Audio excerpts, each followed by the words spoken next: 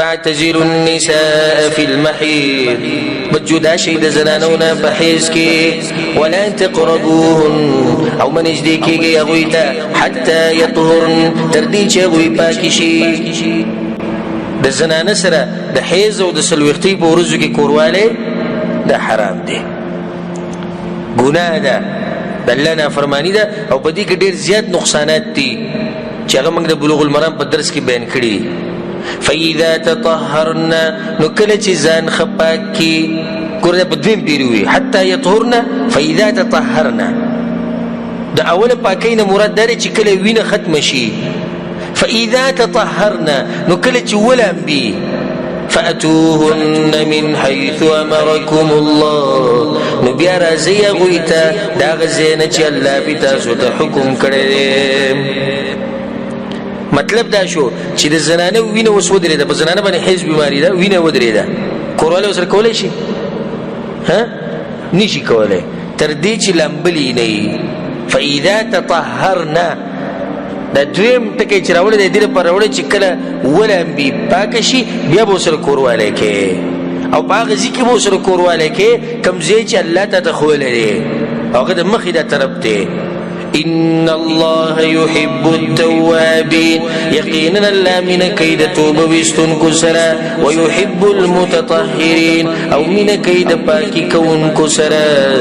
نساؤكم حرث لكم خزيستاسو فسل ديستاسو دبارا فأتوا حرثكم أن شئتم نراتك ويفسل خبلتا وكما طريقة جستاسو خخي دا آیت کله نازل شو يهوديانو به دا خبره کول په مدینه کې مشهوره کړي و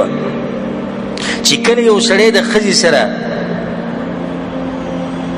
په دې مخې ته طرف کې د شان نزدېکت کوي کورواله په مخ کې طرف کې د خدای کم ځینه وسره کوي د شان وسره کوي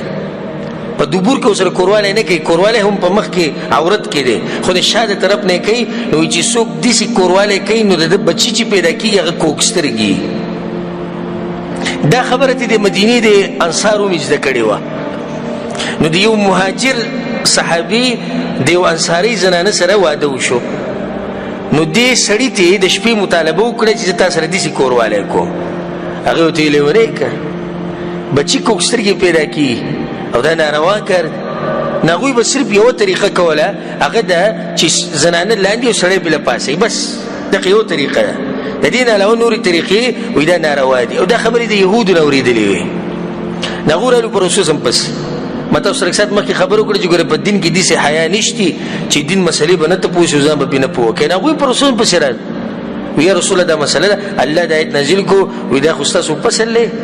خپل پسل چې څنګه راځي راتلې شي خو په هغه ځکه به تراته کوي کمزې چې الله خو له نور طریقه چې کومه ده طریقه دستاسو چې کومه طریقه خو خی کومه الله ګوره طریقه نه ده خوله یا بس خلک ته پوښتنه کوي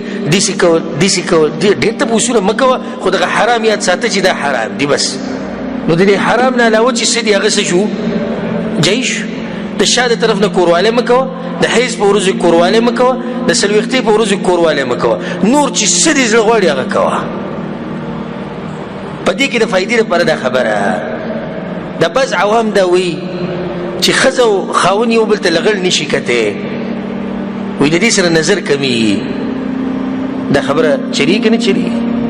ها دا خبره مشهوره او دا سړی به حیاي او دا جنی به شرم ده چې خاون ته دې شي ګوري هغه خز ته دې شي ګوري دا کمزوري خبره ده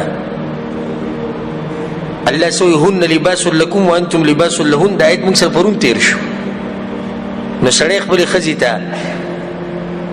چې هغه په هر حال کې کته شي وته او خز خپل خاون ته چې هغه په هر حال کې نو کته شي وته وقدموا لانفسكم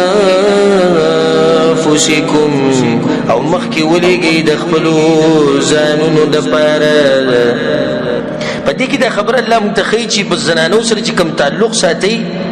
نو په دې کې به اصل مقصد دی چې دا نسل باقی پاتې شي نو خون حاصلول پکې ضمني فائدہ ده